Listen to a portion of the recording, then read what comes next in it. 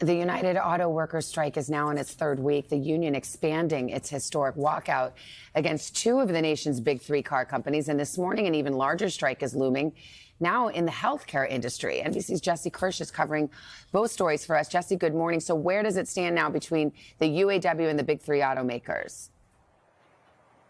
Yes, Savannah, good morning. Right now, the stalemate continues. You can see outside of this Stellantis facility in the Cleveland area, we've still got picketers out here, horns honking this morning, and they've even got a fire going in the early morning hours because it's chillier out overnight. We've seen that at some of these locations now. But even though there are picketers here, the Jeep maker, Stellantis, actually averted getting further strike targeting on Friday. The union saying that that company made progress at the last minute, and Stellantis says there are still gaps to work through. Meanwhile, GM and Ford both hit with expanded strikes on Friday. And for Ford, that was in stark contrast to what had happened just a week earlier for that company when it had averted getting hit with further striking locations. The union's president telling me he believes that Ford went backwards in bargaining. Meanwhile, Ford CEO says he believes that the union at this point is largely holding up a deal over electric vehicle battery plants. And you'll remember that EVs and the union's role in them are a concerning topic that has been underpinning a lot of these negotiations, and EVs could potentially require fewer jobs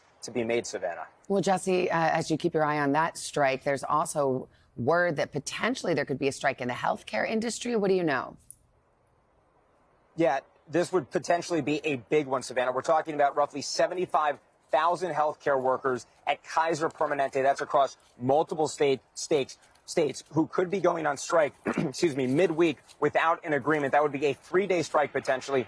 This could be the largest healthcare workers strike in U.S. history. Workers are protesting what they call a short staffing crisis. They're demanding better pay. They want better medical plans. And all this is happening with Kaiser Permanente, an organization that has dozens of hospitals, hundreds of medical care facilities across the country. The organization saying it has hired more than 50,000 frontline workers in the last 2 years, and adding that it is, quote, optimistic that an agreement can be reached to avert this strike. But if there were picket lines, they could potentially include nurses, pharmacists, lab technicians, therapists. And if this were to materialize, we're talking about the potential for issues with getting appointments to be held and for there to be longer wait times as well, Savannah. So definitely something to be keeping an eye on across the country this week. Absolutely. Let us know, Jesse. Thank you very much.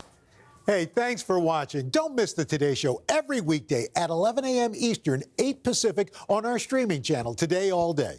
To watch, head to today.com/allday or click the link right here.